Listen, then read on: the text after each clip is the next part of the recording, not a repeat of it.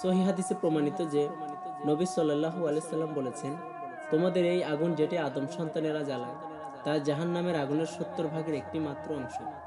সহিহ বুখারী হাদিস নং 3265। সাহাবীরা বলল, হে আল্লাহর রাসূল সাল্লাল্লাহু আলাইহি ওয়াসাল্লাম, দুনিয়ার আগুনই তো যথেষ্ট।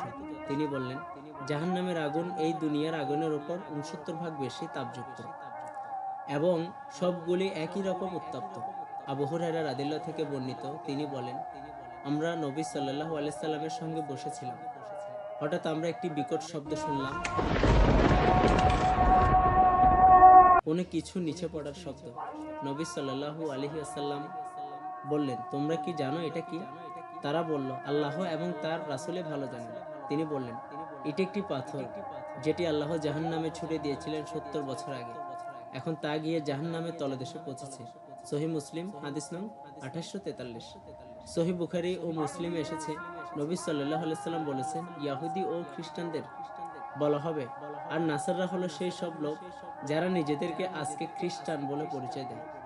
আমরা ঈসা আলাইহিস সালামকে আল্লাহর বান্দা ও রাসূল হিসেবে বিশ্বাস করি এবং তিনি এদের মিথ্যা দাবি করা অনুসারীদের থেকে সম্পূর্ণ মুক্ত। নবী সাল্লাল্লাহু আলাইহি সাল্লাম বলেন, ইহুদি ও খ্রিস্টানদের বলা হবে, তোমরা কি চাও? তারা বলবে, আমরা পিপাসার্ত, হে আমাদের রব, আমাদের পানি দাও। তখন বলা হবে, তোমরা কি ফেরত আসতে চাও না? তাদের জাহান্নামের দিকে একত্রিত করে হাঁটানো হবে, যা মরীচিকার মতো হবে, এক অংশ অপর অংশকে ধ্বংস করবে, তারা আগুনে পুড়ে যাবে। সহিহ মুসলিম হাদিস নং 2849। আল্লাহ তাআলা বলেছেন, ونسوق المجرمين إلى جهنم وردا, যার অর্থ, আর আমরা অপরাধীদের জাহান্নামের দিকে তৃষ্ণার্ত অবস্থায় হাঁকিয়ে নিয়ে যাব। সূরা মারিয়াম আয়াত 86। হে আল্লাহর বান্দারা, তোমরা কেমন মনে করো সেই সব লোকদের সম্পর্কে যারা 50,000 বছর দাঁড়িয়ে থাকবে, একটুকু খাবারও খাবে না, এক ফোঁটা পানিও পান করবে না, তাদের কলিজা ক্ষুধায় ছিন্ন ভিন্ন হয়ে যাবে, তাদের গলা পুড়ে যাবে তৃষ্ণায়, তারপর তাদের জাহান্নামের দিকে ফিরিয়ে দেওয়া হবে। তারা পানি পাওয়ার আশা করবে, কিন্তু সেখানে তারা শুধু আগুনই পাবে, যেটাই তাদের নিক্ষেপ করা হবে। তারা তাতে চিৎকার করবে, আর যখন সেখানে ফেলা হবে তারা শুনবে আগুনের গর্জন, তা ফুঁসতে থাকবে।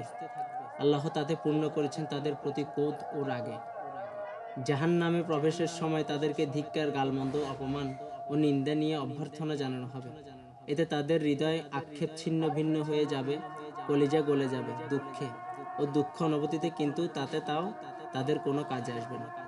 যখন তারা তাতে প্রবেশ করবে, তখনই কতই না ভয়াবহ হবে তাদের শাস্তি এবং কঠিন হবে তাদের শাস্তির মাত্রা। আল্লাহ তাআলা বলেন, لهم من فوقهم ظلل من النار ومن تحتهم ظلل, ذلك يخوف الله به عباده, يا عباد فاتقون.